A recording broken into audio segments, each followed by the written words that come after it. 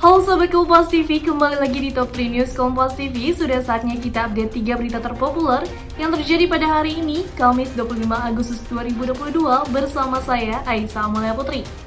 Berita yang pertama Sobat Kompas TV, Polri menggelar sidang kode etik ex-Kadif Propam Irjen Verdi Sambo.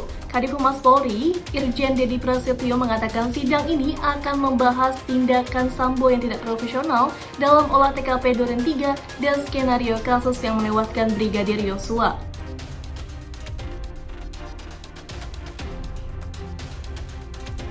Kadif Humas Polri, Dedi Prasetyo menyebut sidang kode etik dipimpin oleh Kabintelkam Polri, Kemjan Ahmad Doviri, dan dihadiri oleh sejumlah saksi untuk mendalami peran Verdi Sambo dalam kasus yang menewaskan Brigadir Yosua. Adapun sidang ini membahas tindakan Verdi Sambo yang tidak profesional saat menangani olah TKP Duren 3, beserta skenario polisi tembak polisi yang dibuat Sambo. Dedi juga mengatakan status Verdi Sambo akan diputuskan hari ini juga dalam sidang kode etik sesuai arahan Kapolri agar kasus berjalan dengan cepat. Ya, materi sidang tentunya belum bisa diliput, tapi nanti pada saat keputusan sidang komisi atau vonis itu nanti akan saya berikan kesempatan kepada teman-teman untuk meliput juga dengan visual dan audio, jadi lengkap semuanya. Pak Dedi, ya. izin penegasan bahwa keputusan sidang etik terhadap Irjen FS akan ditentukan hari ini juga, Pak? Ya, akan ditentukan hari ini juga. Karena sesuai dengan perintah Bapak Kapolri, ya semuanya berjalan secara paralel dan harus cepat. MKD undang Menko Polhukam Mahfud MD untuk klarifikasi keterlibatan anggota DPR yang diduga terlibat dalam kasus pembunuhan Brigadir J. Mahfud MD membenarkan adanya pihak-pihak yang dihubungi oleh Irjen Verdi Sambo dalam upaya mencari kepercayaan terhadap skenario pembunuhan berencananya.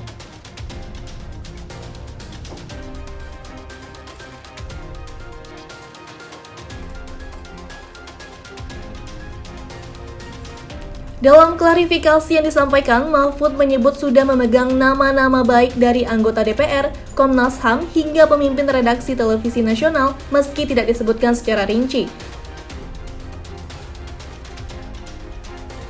Mahfud menyampaikan komunikasi yang dilakukan Irjen Verdi Sambo usai dari peristiwa pembunuhan terhadap Brigadir Yosua terjadi sehingga hal ini menunjukkan tidak adanya keterlibatan pihak-pihak yang dihubungi dalam menyusun skenario. Dari hasil pertemuan selama kurang lebih 15 menit tersebut, Mahkamah Kehormatan Dewan menyimpulkan klarifikasi sudah jelas diterima dan tidak ada lagi langkah lanjutan yang akan dilakukan, lantaran tidak termasuk dalam unsur pidana. Sebenarnya Sambo itu menskenariokan ya, agar orang percaya bahwa terjadi tembak menembak dan dia tidak begitu. Dan untuk itu dia membuat prakondisi.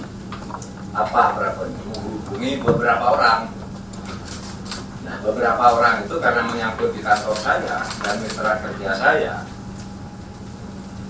ambil namanya.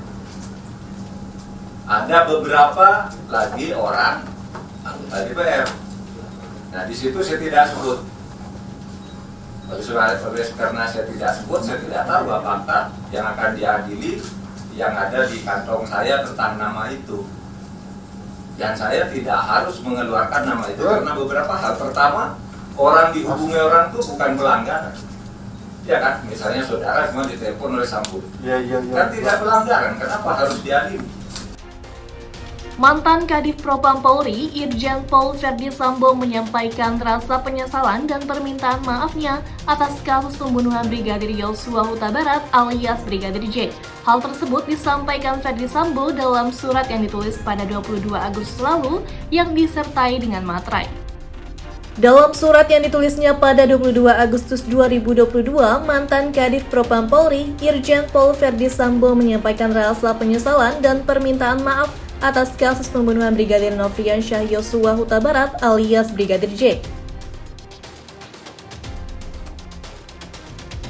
Sambo meminta maaf kepada senior dan rekan di Polri yang terkena dampak perbuatannya. Ia juga menyampaikan dirinya siap menjalani setiap konsekuensi sesuai dengan hukum yang berlaku. Dirinya mengatakan siap menanggung semua akibat hukum dalam kasus ini. Nah, Sobat Kompas TV, itu dia tadi 3 berita terpopuler yang terjadi pada hari ini. Sudah saatnya saya Aisyah Mulia Putri pamit undur diri. Jangan lupa untuk berikan like, komen, dan share video ini ya. Sampai jumpa di Top 3 News Kompas TV berikutnya.